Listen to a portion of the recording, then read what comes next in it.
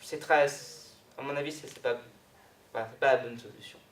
Historiquement, ça fait un moment quand même que cette normalisation industrielle des gestes existe. Oui.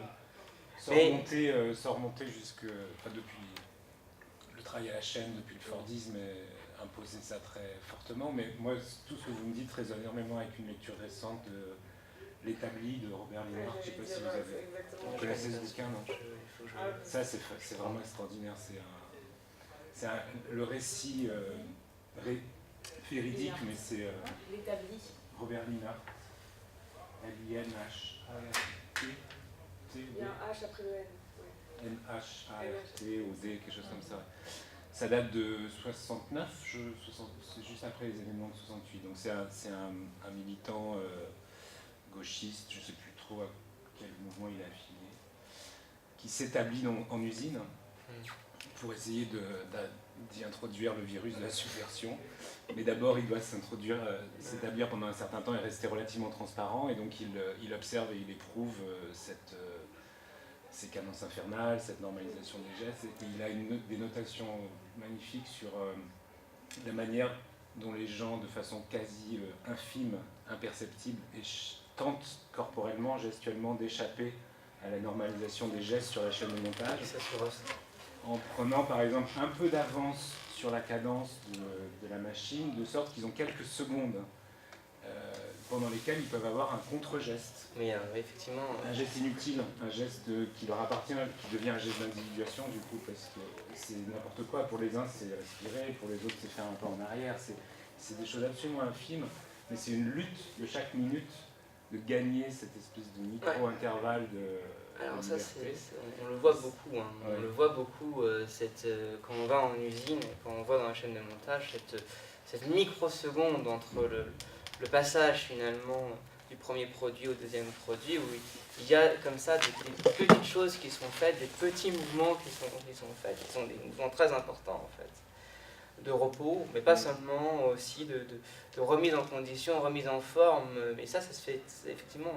Oui, ou le déployage quand on est dans un schéma gestuel répétitif. Je pense qu'à un moment, il y a juste une folle envie de faire un autre geste. Alors, en fait, ce qui s'est passé, c'est que on va vers cette standardisation, et en même temps, ce qui s'est passé là, dans les dernières années, 80, 90, 2000, c'est une explosion de ces fameux troubles musculo-squelettiques, donc les TMS dont je vous parlais, qui a mis un coup de frein. Tout d'un coup, on s'est rendu compte que faire bêtement du Fordisme tel quel, ça va poser un gros problème. Parce qu'effectivement, on va avoir des turnovers, on va avoir des gens qui vont se fatiguer, et on va devoir changer de personnel à chaque fois, mais ces personnels, ils sont expérimentés. Il y a quand même quelque chose de l'expérience qu'il faut retenir d'eux, même on ne peut plus, puisqu'ils n'ont plus la faculté physique de le faire, et donc du coup, on est obligé d'embaucher de nouvelles personnes, ce qui pose un problème. Puis il y a la question aussi du handicap, comment on fait en sorte que des personnes handicapées puissent pouvoir être éventuellement là-dessus. Voilà. Donc il y a tout un tas de choses nouvelles qui ont été faites, mais c'est vraiment l'augmentation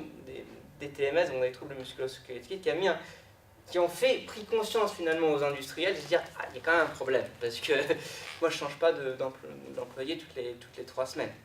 Et au bout d'un moment, c'était un peu ça. C'est là où ils font appel à un ergonome, je ne comprends pas, on a beaucoup de TMS, l'ergonome, effectivement, si vous imposez une cadence aussi rythmée, et en même temps, vous ne laissez pas la possibilité de faire comme la personne souhaite le faire. Ah oui, mais attendez, s'il ne suit pas la même façon, le produit ne va pas être bien. Qu'est-ce que vous en savez? Est-ce que vous avez fait l'expérience finalement? Peut-être que ça va être mieux. Des fois, il faut insister presque. Il faut dire, mais l'expérience est très bien là-dessus. Construisez une mini maquette avec une mini chaîne de montage, vous dites avec les personnes qui travaillent directement dans l'activité, parce que le patron il est souvent en dehors, il ne connaît pas l'activité, il ne connaît pas ce que font les employés, il ne sait pas ce qu'ils font. Et souvent, le travail de l'ergonome, c'est de montrer, et de dire mais regarde ce qu'ils font, regardez toute la technicité que ça prend. Vous pensez que c'est facile de faire... Alors, il y avait un intervenant qui nous parlait par exemple d'Airbus, avec des personnes qui vissaient donc les plaques d'avion.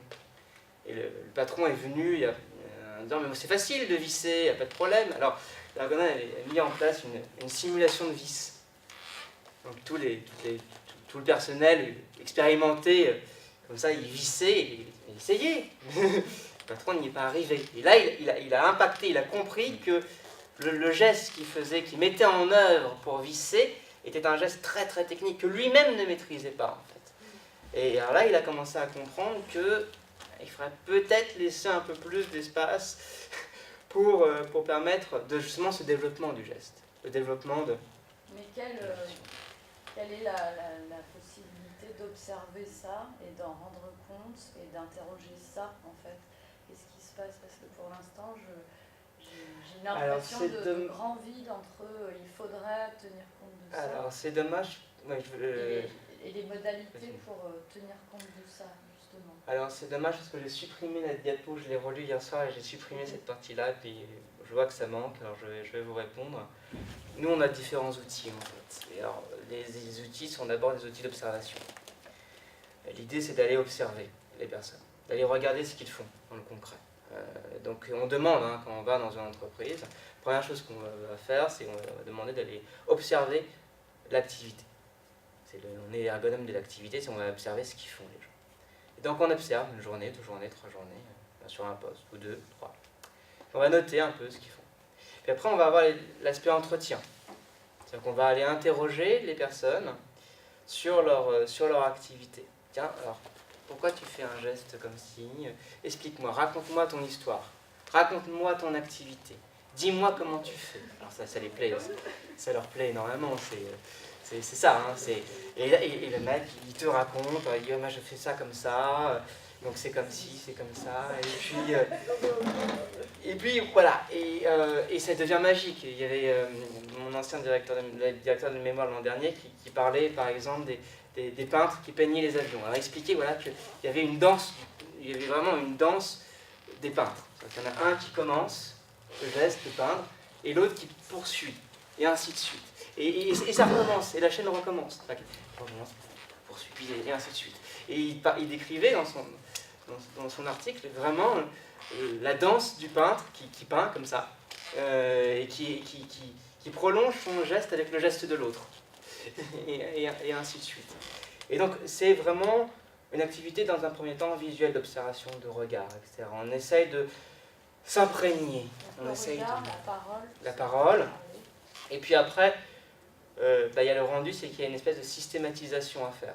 On doit passer par presque une comptabilisation. C'est-à-dire que pour essayer de décortiquer l'activité, on est obligé de l'analyser. Cette analyse, elle passe aussi par le fait de, au-delà de voir, c'est de dire, il fait ce geste-là combien de fois, il fait ça combien de fois.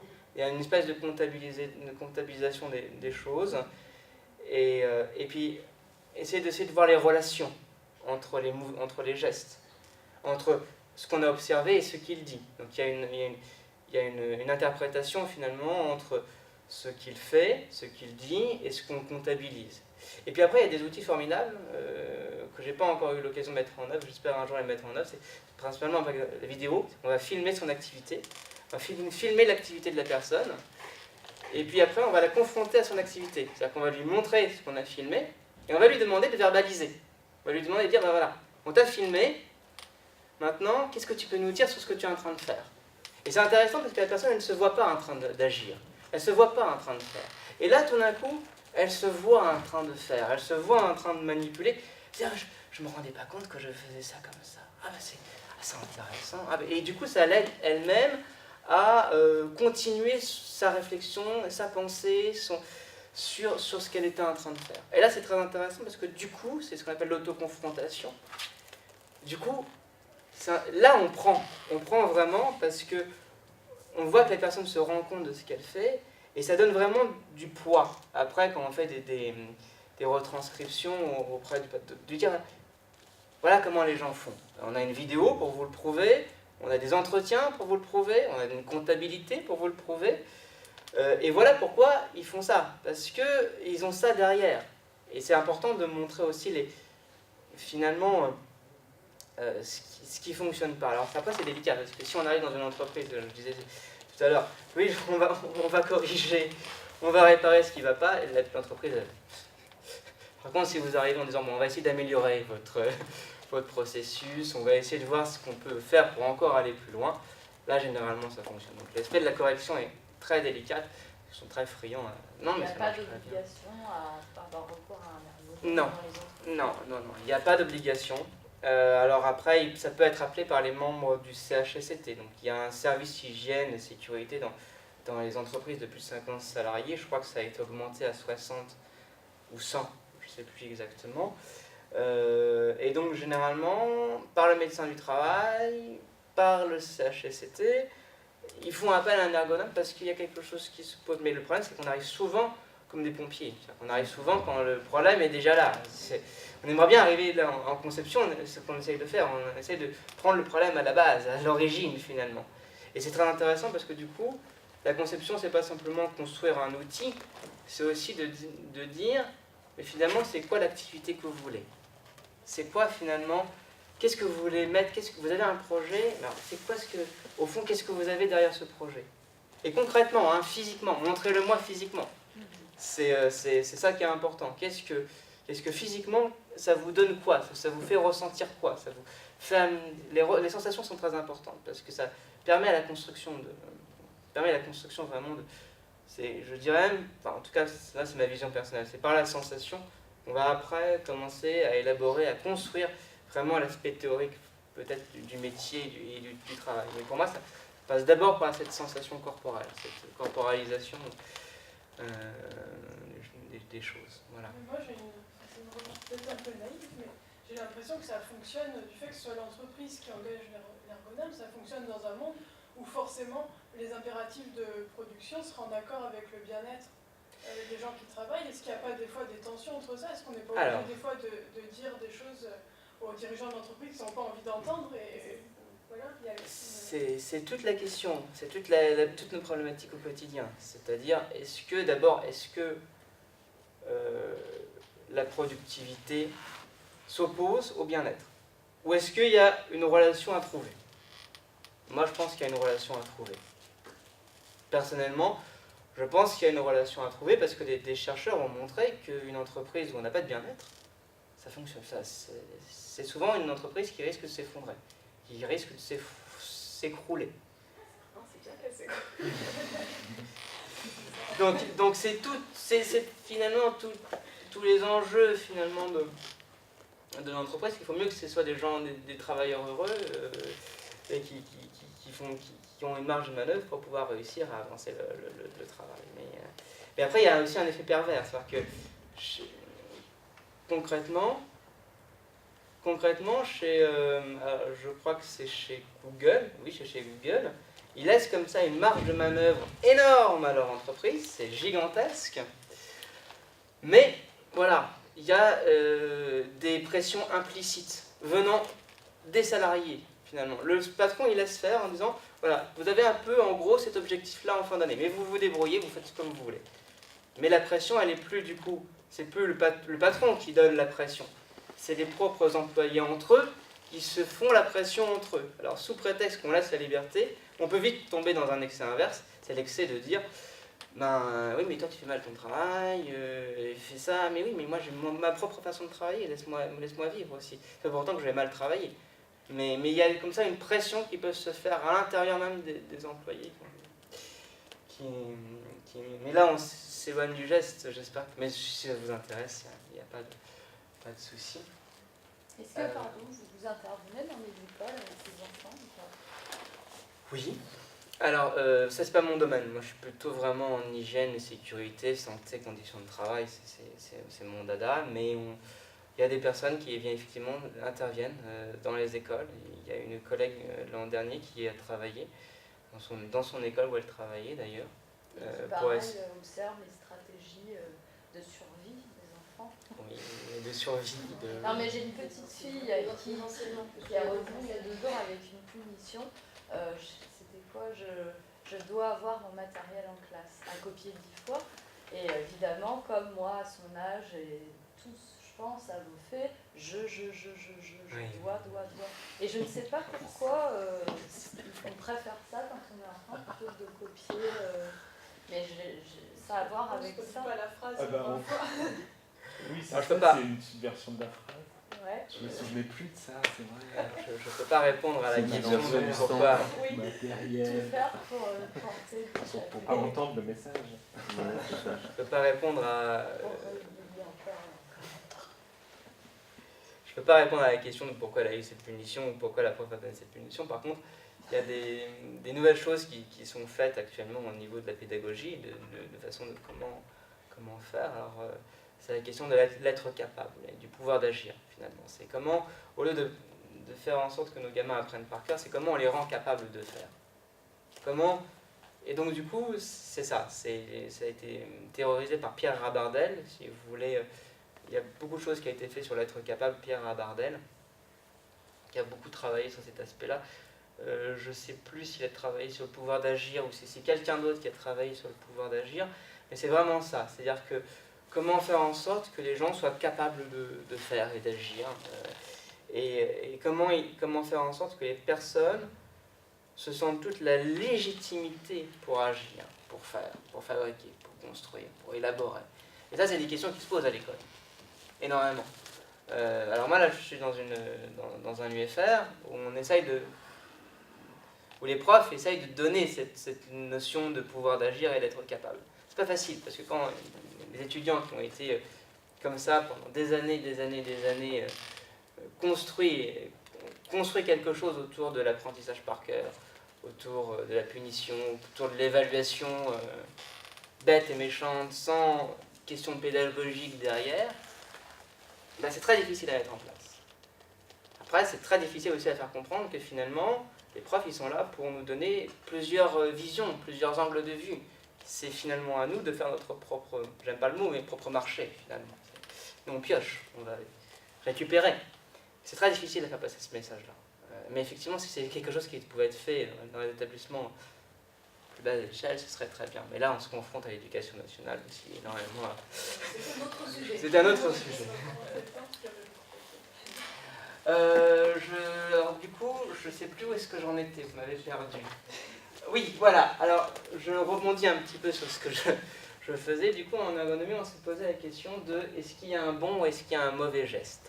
C'est-à-dire qu'il y a beaucoup de gens qui se sont dit, mais finalement, si il y a des gestes répétitifs, si ce geste-là ne fonctionne pas, peut-être qu'il y a un bon geste, peut-être qu'il y a quelque chose qui fait que le corps ne se fatigue pas.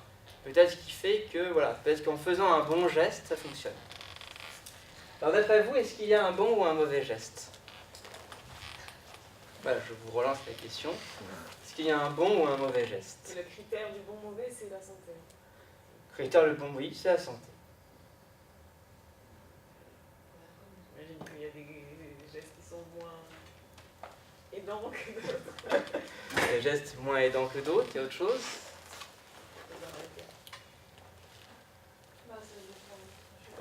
Ça dépend de trop de choses en fait, ça dépend tellement du milieu dans lequel on effectue ce geste, on peut faire un même geste dans un milieu donné, dans un autre, et il n'aura pas du tout le même impact ni sur le corps, psychologiquement. Non, d'accord, je vais rebondir là-dessus, parce que c'est un peu ce que j'attendais justement, cet aspect-là. En fait, c'est une question piège. En fait, c'est une question piège parce que techniquement, en fait, il n'y a pas de bons et de mauvais gestes. Alors, il y a des bons gestes, enfin, il y a des mauvais gestes, pardon, parce que c'est des gestes répétitifs, des postures pénibles. Ça, c'est ce qu'on pourrait dire, voilà, ce sont des mauvais gestes, postures pénibles, gestes répétitifs, port de char, conditions environnementaux, c'est ce que tu soulignais. Mélanie, ça veut dire que tout dépend un peu de l'environnement et tout dépend beaucoup de ce qu'on demande de faire. Quelle est l'activité? Donc là, on pourrait dire que quelqu'un qui porte toute la journée des charges pénibles, on pourrait dire que ce sont des mauvais gestes. S'il se met comme ça, c'est des gestes qui sont...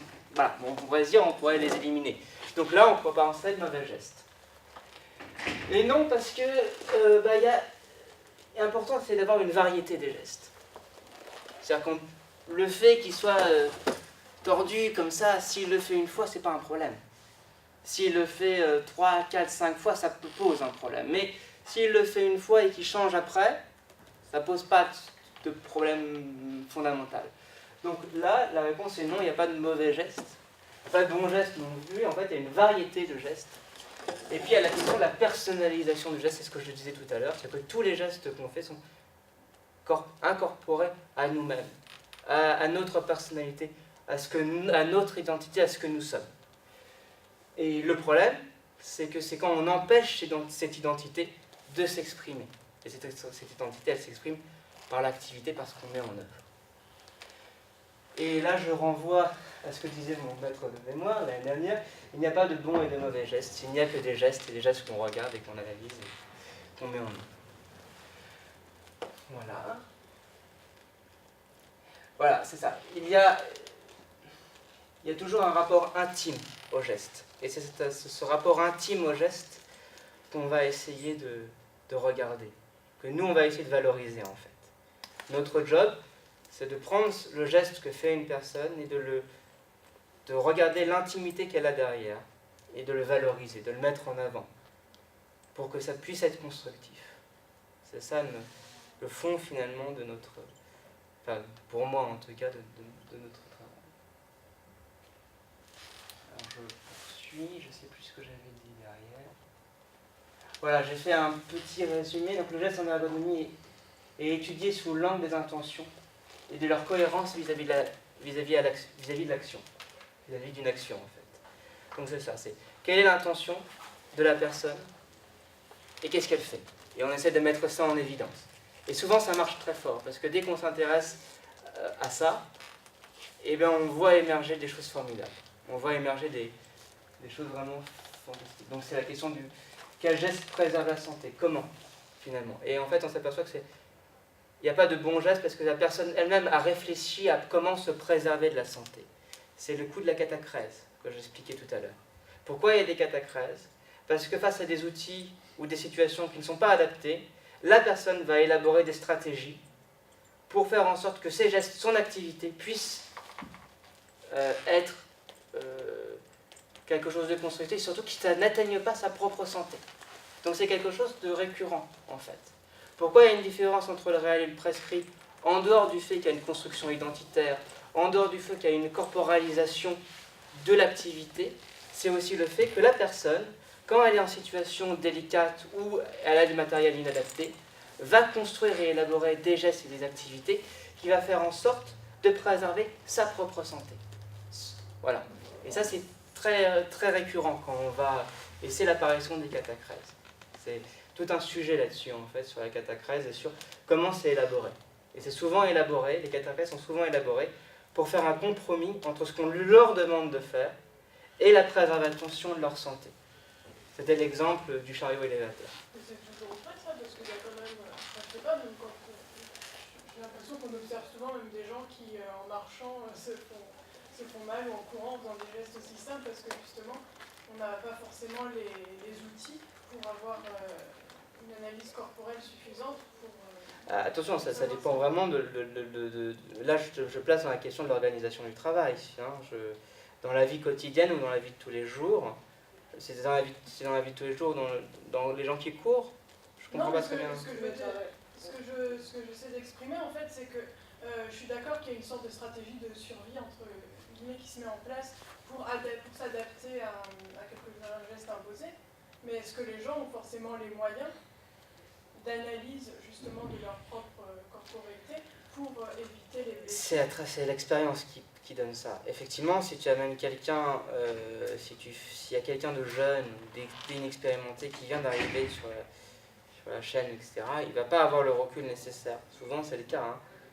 Les personnes expérimentées, les personnes qui sont anciennes dans l'entreprise, généralement, elles ont élaboré ces stratégies, ces mises en œuvre. C'est à travers l'expérience qu'on l'organise. Ce n'est pas quelque chose qu'on prend tout de suite. C'est par l'expérience, par l'essai, les essais-erreurs. Souvent, l'erreur peut aussi donner lieu à des blessures, effectivement. Mais moi, j'avais un peu la même question dans le sens où j'ai l'impression que même avec l'expérience, je ne suis pas sûre que la santé soit déjà le seul critère du bien. Non, il y a la question... Et aussi, j'ai l'impression que souvent, même dans mon cas, par exemple, je pourrais travailler dans d'autres postures qui seraient sûrement bien meilleures pour mon dos, mais je ne le fais pas parce que je vais perdre du temps. Du coup, il y a des fois des impacts sur la santé. C'est toujours une question... Une construction psychologique du rapport au travail. Alors là, on touche alors, je comprends mieux la question, en fait. Là, on touche la question ce qu'on appelle le compromis opératoire. C'est-à-dire quel compromis, moi, en tant que personne, je vais mettre en œuvre pour répondre au mieux aux objectifs qu'on me demande. Mais c'est toujours un compromis. C'est-à-dire qu'il n'y a pas... Effectivement, on pourrait faire en sorte que je pourrais faire en sorte que ma posture, que ma position de travail, je pourrais privilégier ça. Mais si je privilégie ça, je risque aussi de poser la question des objectifs qu'on me demande d'atteindre. C'est pas quelque chose... Comment expliquer? C'est pas quelque chose de... comment expliquer ça? C'est pas optimum. Les stratégies, les compromis ne sont jamais quelque chose d'optimum. C'est toujours un milieu qu'on essaie de trouver entre toutes les contraintes qu'on me met, ou que tu te mets. C'est des contraintes implicites ou explicites, hein, des contraintes internes à moi-même, je me sens bien comme ça, donc je préfère travailler comme ça, mais effectivement, ça peut avoir des conséquences sur ma santé. Mais en travaillant comme ça, peut-être que, je ne sais pas, je me sens mieux, je réfléchis mieux, je pense mieux, et donc je préfère travailler comme ça. Mais je sais que ça va avoir un impact sur ma santé. C'est jamais quelque chose d'optimum. Quand on parle de stratégie, quand on parle de compromis, c'est pas quelque chose de... c'est la solution. Généralement, c'est pas la solution. Généralement, c'est ce qu'on met en évidence. C'est ce que nous, on va chercher. C'est la pépite d'or pour nous. Tiens, le mec, il fait comme ça, et pourquoi il le fait? Et là, derrière, on s'aperçoit que, il a mis en place une stratégie. Il a mis en place un compromis opératoire pour trouver un équilibre plus ou moins précaire entre ce qu'on lui demande de faire, ce qu'il veut faire, et comment il veut le faire. Et ça vaut pour la personne en elle-même, ça vaut aussi pour les choses. Hein. Les contraintes, elles peuvent être internes, elles peuvent être externes. Ça peut être des contraintes qu'on a pensées. Merci. Désolé, je dois y aller. J'espère que ça t'a intéressé. Oui. On en reparle. Voilà, donc est-ce que j'ai répondu à ta question? Moi, je continue à trouver ça un peu idéaliste, en fait, de penser que parce que quelqu'un a la conscience ou a l'impression qu'il fait ça pour se sentir mieux, forcément, ce sera mieux pour son corps. J'ai pas dit ça. Attends, j'ai pas dit ça. Bah si, parce que tu parles d'une opposition binaire entre contraintes, c'est-à-dire quelque chose qu'on s'impose dans une... Oui, mais c'est pas parce que tu te sens mieux... Je te prends l'expérience. C'est pas parce que tu te sens mieux que c'est forcément... C'est pas parce qu'il se sent mieux, ou qu'il a l'impression que c'est mieux comme ça, que c'est mieux pour son corps. J'ai pas dit ça. À l'inverse, il y a aussi des choses qui très étonnantes dans les entreprises, où des gens se plaignent d'être au niveau de la pénibilité, ils ont froid, ils ont chaud, ils ont ceci, ils ont cela. Puis quand on vient faire le relèvement des températures, la température est normale, tout est normal, il n'y a pas de choses objectivables qui puissent montrer que la personne a véritablement froid. Mais elle, sa sensation, c'est qu'elle a froid. Et du coup, on va s'interroger et se dire, mais pourquoi elle a froid? Et là, on va tomber sur la question de la psychologie. Donc du coup, on va se dire, mais si elle a froid, ça peut être qu'il y a autre chose derrière. Donc la sensation n'est pas un facteur de tout est bon. C'est juste une sensation à prendre en compte, en fait. C'est vraiment pas quand je... Après, on ne peut pas obliger la personne, si elle se sent bien comme ça, à prendre une posture que nous, on pense meilleure. Tu vois? On va pas l'imposer. On peut éventuellement essayer de lui dire, mais peut-être que si tu prends... Ça dépend aussi comment elle se sent. Si elle se plaint de mal de dos, par exemple. Il y a des techniques corporelles qui pourraient lui amener, sans lui imposer une meilleure solution. Il y a la question des échauffements. L'amener à prendre conscience de son corps. Alors, il y a des choses qui se font dans les entreprises au niveau des échauffements. Ils ont repris la question des échauffements du corps. Avant d'aller sur un poste, il va y avoir des échauffements. Au niveau des muscles qui vont être mis en place. Il y a des ergonomes qui ont travaillé sur cette question de l'échauffement. Comment faire en sorte qu'il y ait des échauffements faisables, etc., pour essayer de pallier à cette question de santé. Dans le travail industriel, là, par Dans le travail industriel, ça se fait. Ça se fait beaucoup au Japon. Ouais, ça, des choses. Il y a des choses au Japon qui Ça se arrive fait. en Ça arrive en en France, Occident? oui, ça arrive en France petit à petit, en Europe, ça Et arrive. c'est quel type de techniques qui sont mises en œuvre? Alors là, j'avoue que j'ai pas le. Je sais que ça se fait parce que je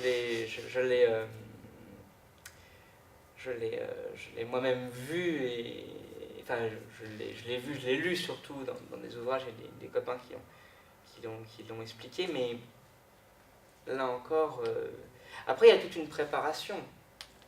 Il y a toute une préparation, par exemple pour je parlais du peintre, de la danse, du peintre qui avec ses collègues, il y a la question du geste. Je parlais du geste en général, mais il faut distinguer le geste collectif, ce qui est très important.